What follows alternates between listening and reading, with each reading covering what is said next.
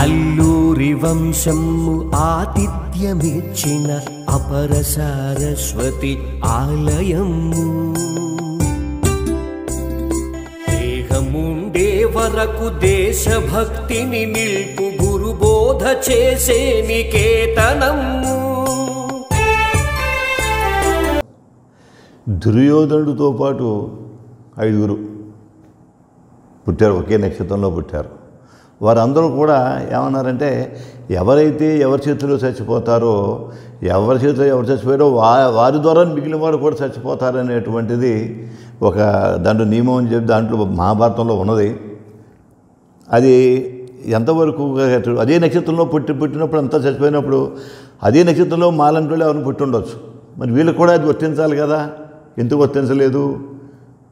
అది దానికి ఏమైనా సంపూర్ణ వివరణ ఇస్తారని మిమ్మల్ని ఆశిస్తున్నాను. శ్రీమాతృగురుభ్యాం సభాయై చ నమః. సంతోషం బాబుశ్రీ గారు చాలా మంచి ప్రశ్న వేశారు. లోకంలో మా చిన్నప్పటి నుంచి కూడా వింటున్న మాట ఇది.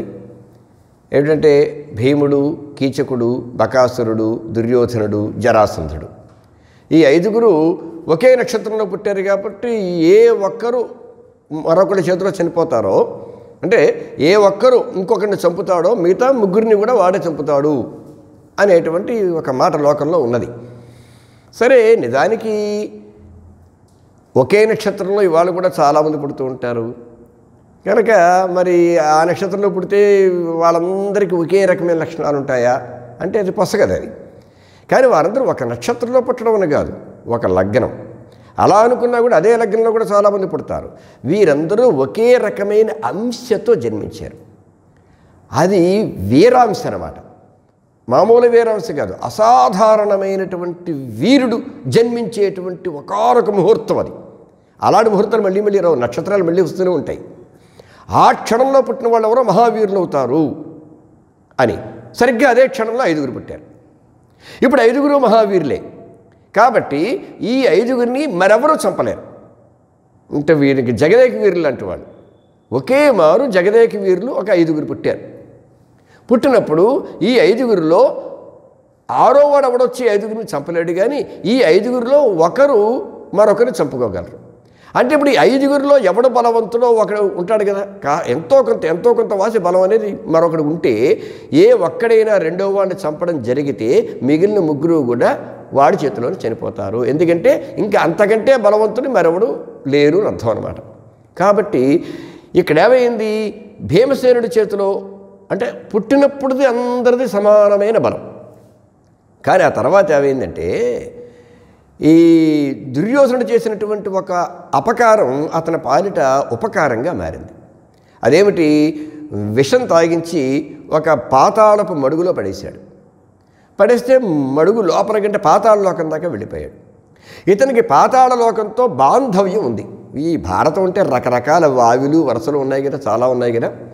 అంతో అయ్యయ్యో మా మనవడు వచ్చాడని చెప్పేసి ఆ నాగలోకాధిపతి అతని జాగ్రత్తగా తీసుకొచ్చి అతని జరిగిన విషప్రయోగం అంతా కూడా పోగొట్టేసి చాలా సంతోషించి, నాయన ఈ రూపంగా నువ్వు అవతల వారు అపకారం చేసిన నా దగ్గరకు వచ్చావు కనుక చాలా సంతోషం, నీకు బోళని కానుకలు ఇద్దాం, ఏం కానుకలు కావాలో తీసుకోవయ్యా అంటే అప్పుడు మిగిలిన వారు సలహా ఇచ్చారు. ఇతనికి భూలోకంలో ప్రమాదం ఉందని మనకు అర్థమైపోయింది. అందుకే ఇలా పడేశారు.